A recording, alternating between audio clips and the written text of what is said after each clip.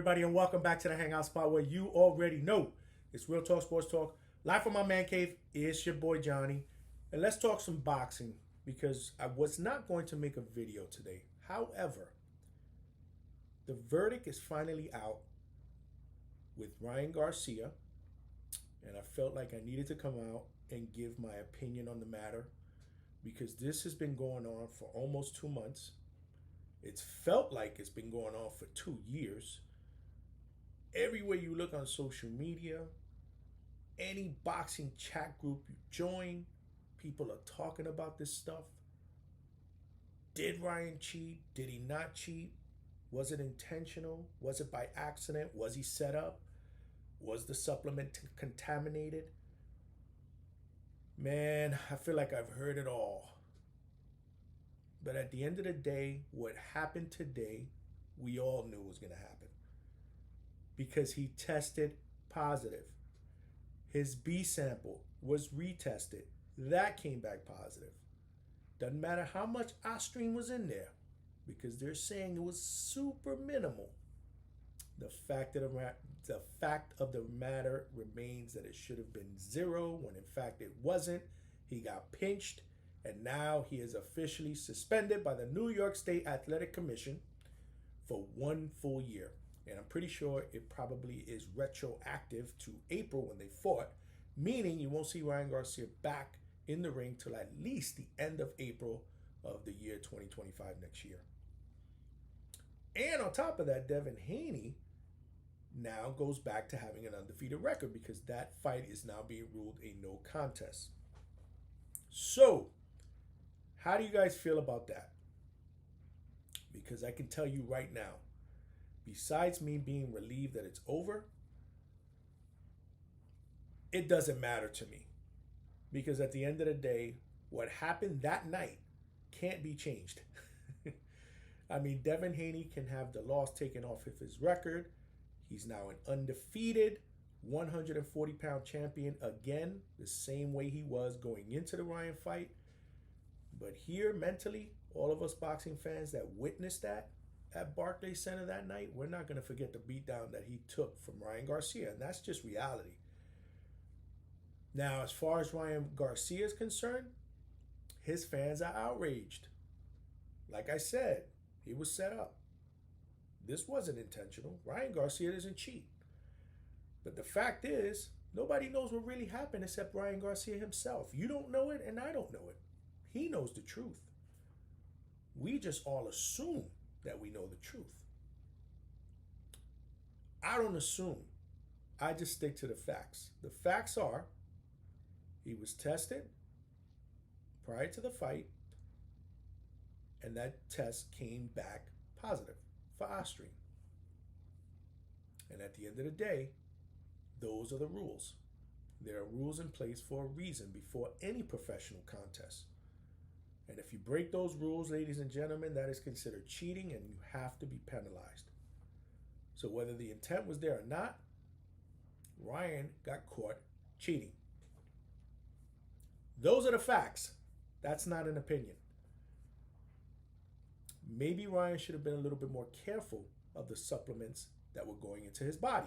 I say that all the time. Athletes that get pinched all the time blame it on supplements that they were given, meat that they ate from another country. I mean, you name it, they've said it. It's your responsibility as an athlete to make sure you know what is going into your body before you compete. Crazy part about it is most of these athletes, especially the ones that make millions and millions of dollars, they have nutritionists, chefs, personal trainers. You mean to tell me you can't hire the right person to make sure that the things that go into your body, whether it's food or vitamins, aren't contaminated with something that's illegal? Come on, man.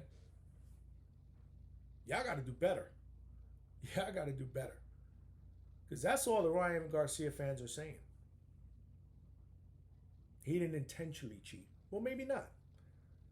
But there are a lot of people in jail today that didn't intentionally want to commit a crime, but they did. And at the end of the day, it doesn't change the fact that they still had to be penalized. That's just reality. That's life.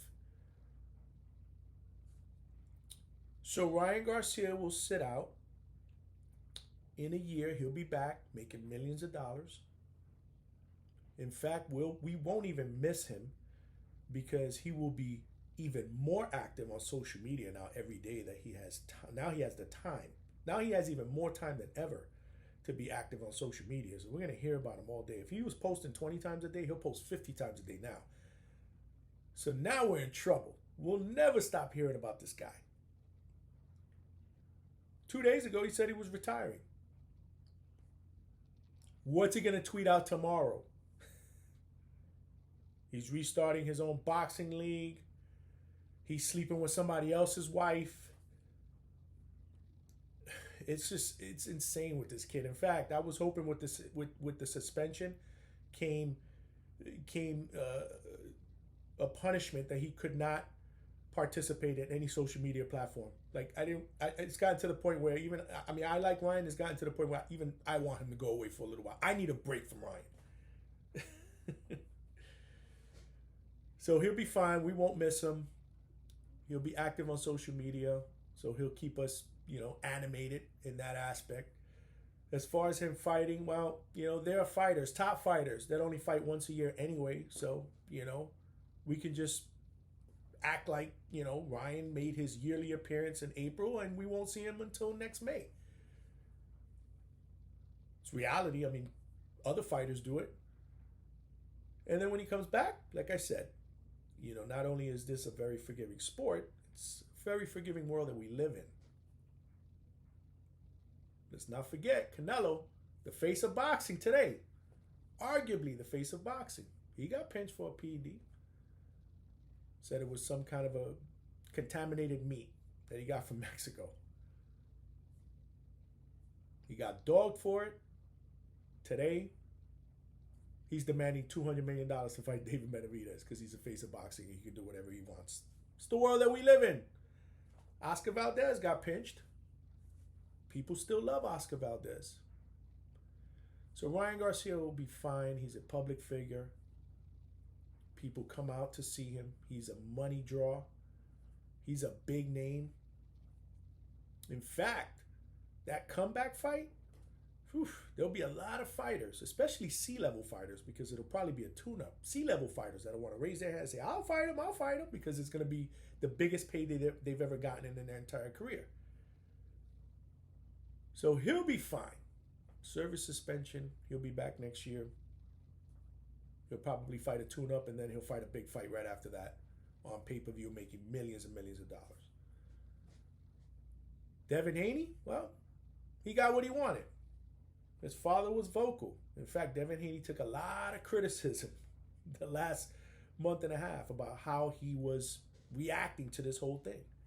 And I think a lot of people were upset that he just, he was whining. He was whining about it. Like, he wanted, the loss taken off.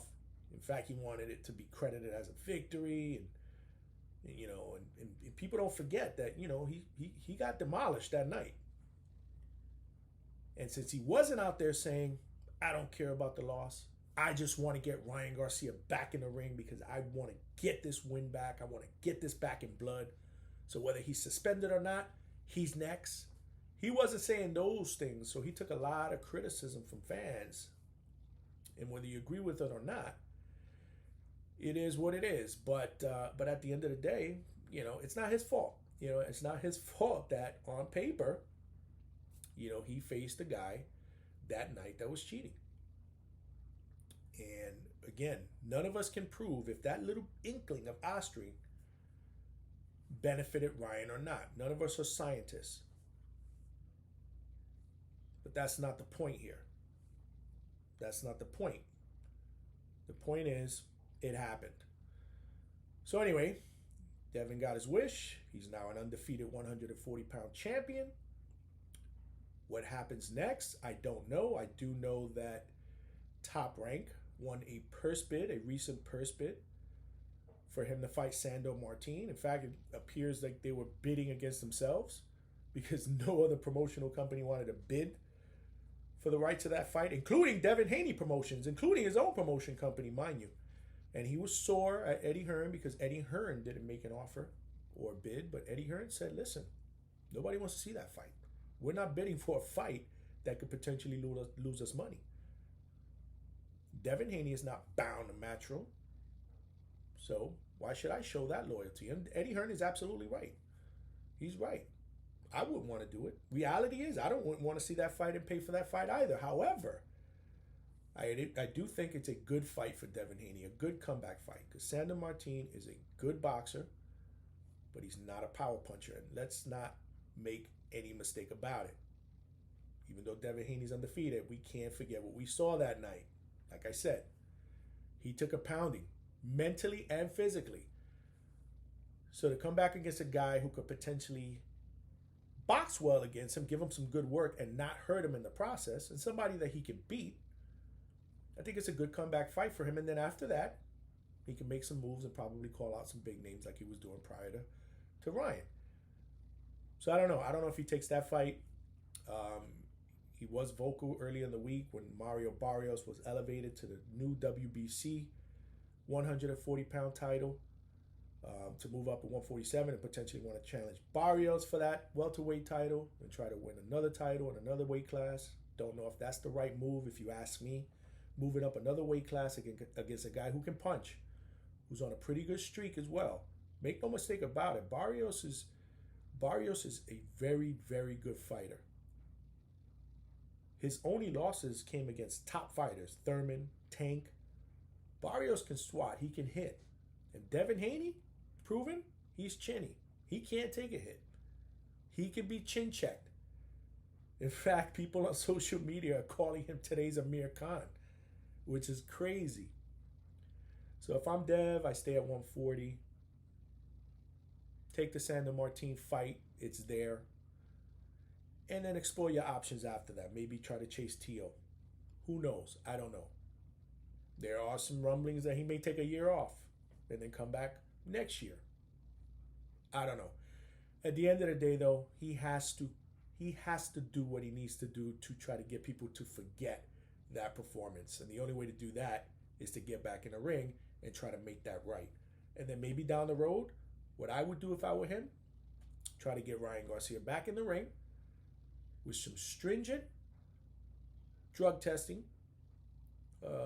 rules in place, and make sure that they fight at a catch weight so that Ryan Garcia doesn't have a clear-cut weight advantage on the scales, and then go at it again. That's what I would do if I was Devin Haney. Whether he does that, that remains to be seen.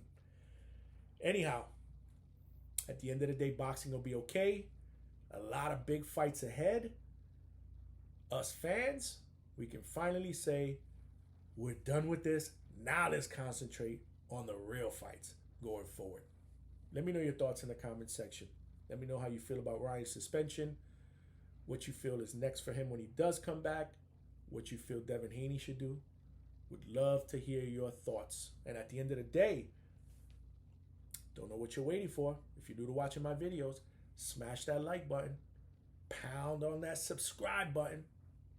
Make sure you're along for the ride. A lot of cool content coming up in the near future. You don't want to miss it. But as always, appreciate you watching. Appreciate your support. This is your boy Johnny signing off from the Hangout Spot. And I'll talk to everybody soon.